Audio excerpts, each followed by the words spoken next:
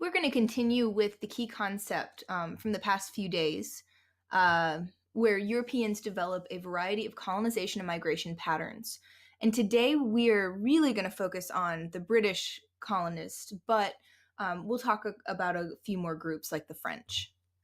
So the argument today is that competition over resources between European rivals and American Indians encouraged industry and trade, and it also led to conflict in America. So first, we're going to talk about trade. An Atlantic economy developed, we already know this, in which goods as well as enslaved Africans and American Indians were exchanged between Europe, Africa, and the Americas through extensive trade networks. The European colonial economies focused on acquiring, producing, and exporting commodities that were valued in Europe and gaining new sources of labor. And so I do want to talk about something first. In both of these types of trade, triangular and direct trade, goods rather than gold are exchanged. So the ships are not loaded down with gold. The ships are loaded down with goods that are being traded in each continent. So triangular trade, one of our earliest examples of globalization, also known as circuit trade, we know what it is. So here's just a quick example to remind you. When France loaded up ships, they would trade goods, specifically with places in Africa. They would exchange those goods for people who were enslaved, and the slaves were taken to France's New World colonies and exchanged for sugar and other resources, which would then be sent back to France. So again, goods, not gold, are being exchanged. Direct trade happened between the New World and specific countries instead of whole continents.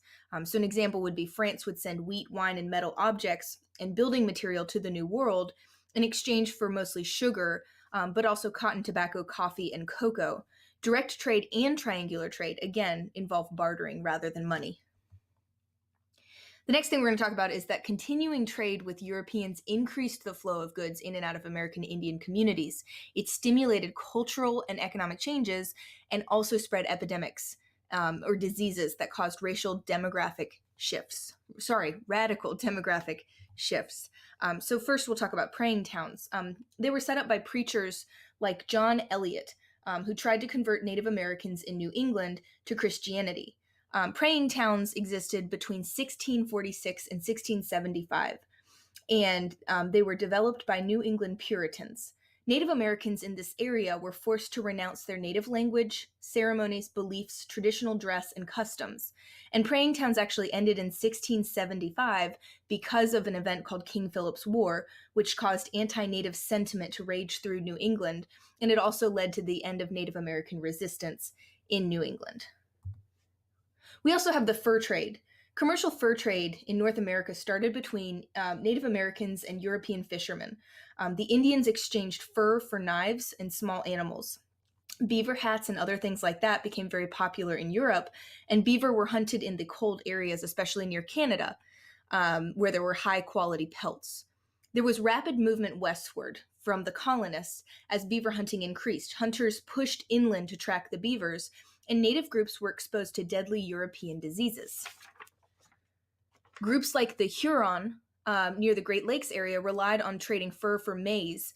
They could grow less of maize to feed themselves, but they could hunt beaver more, and that changed their culture radically.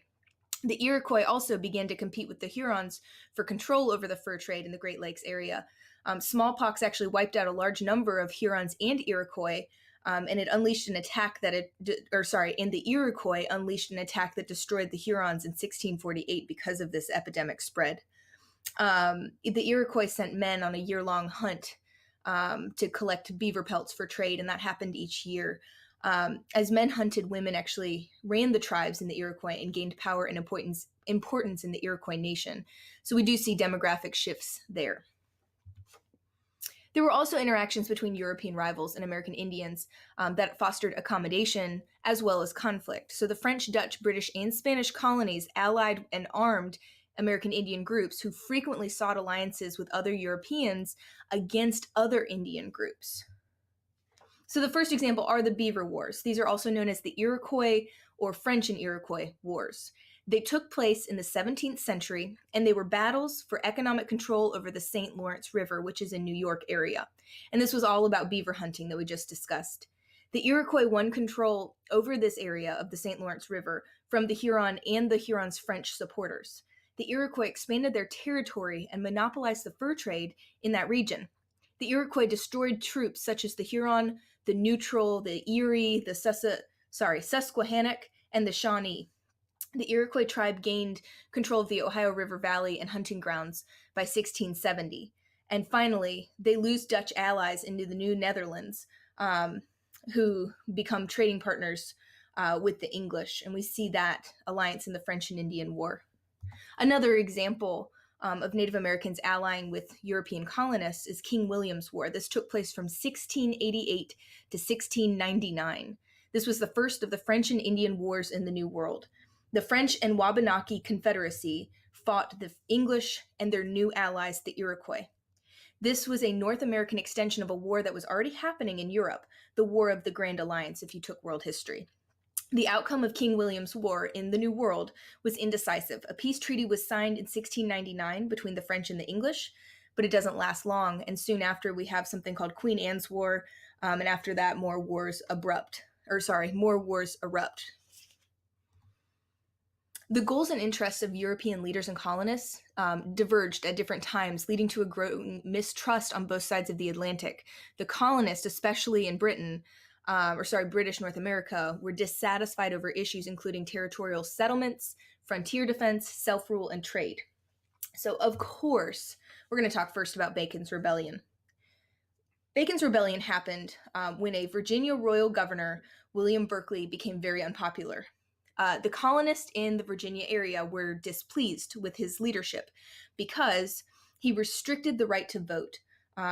Voting was an institution of voting was instilled as something you could only do if you owned land. So that made a lot of poor workers very unhappy.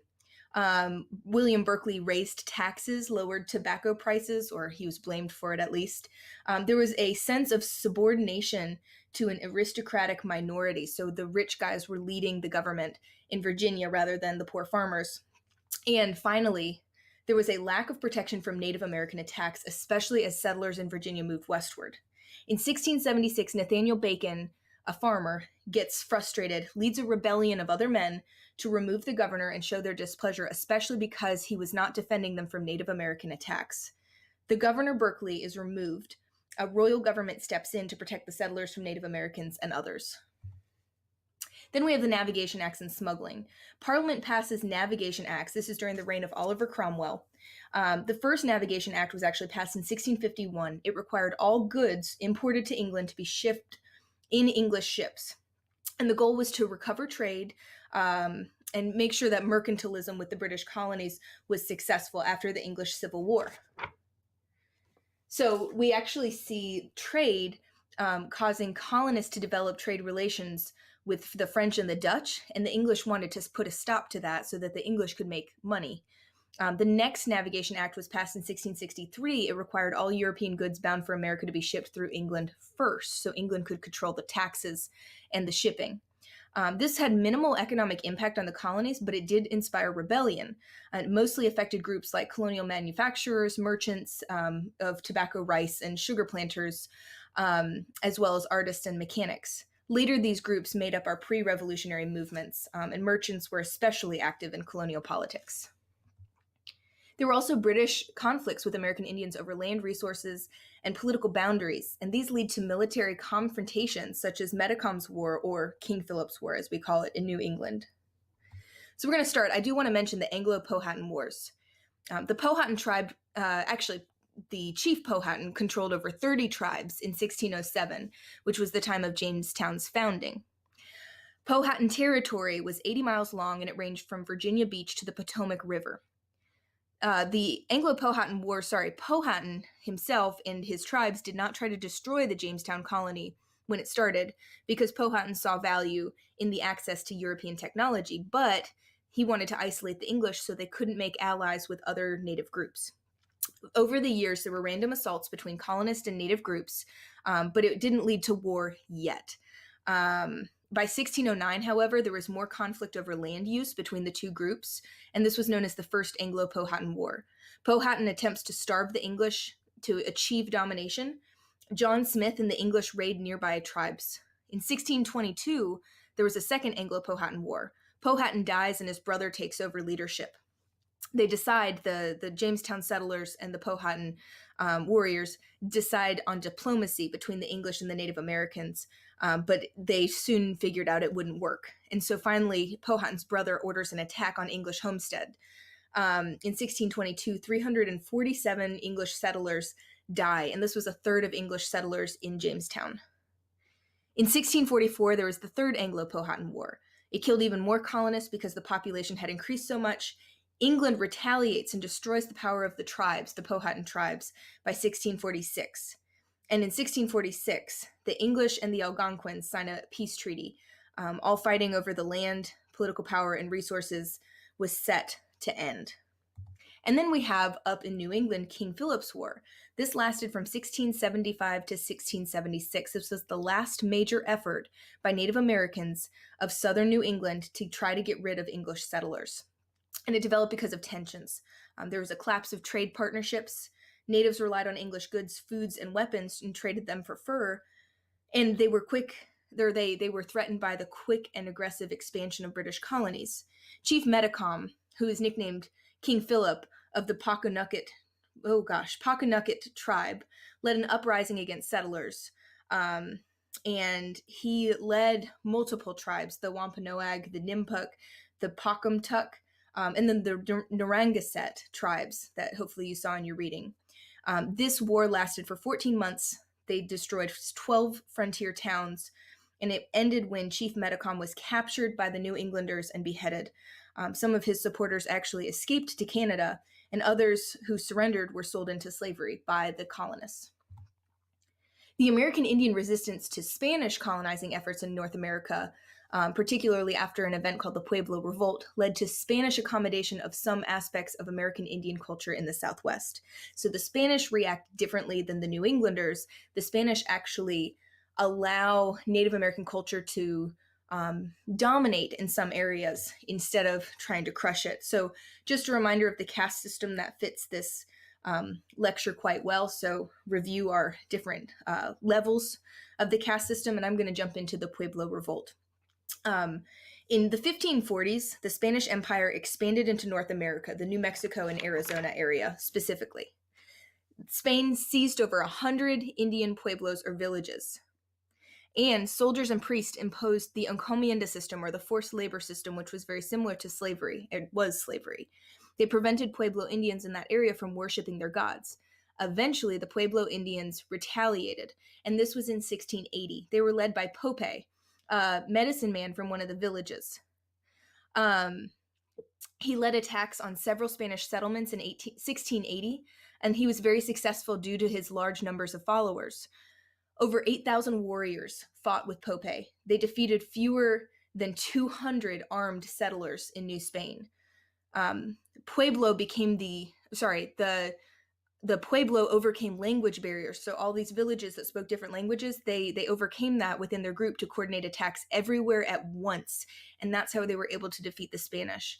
They killed 21 Franciscan friars and over 400 Spaniards. 1,000 Spaniards fled to the governor's palace in Santa Fe, and the Native Americans laid siege there. Spain eventually escaped, or the Spanish settlers eventually escaped to El Paso, which is now Texas, and Pope becomes the ruler of New Mexico. That's what I have for you guys today. If you have any questions, please let me know.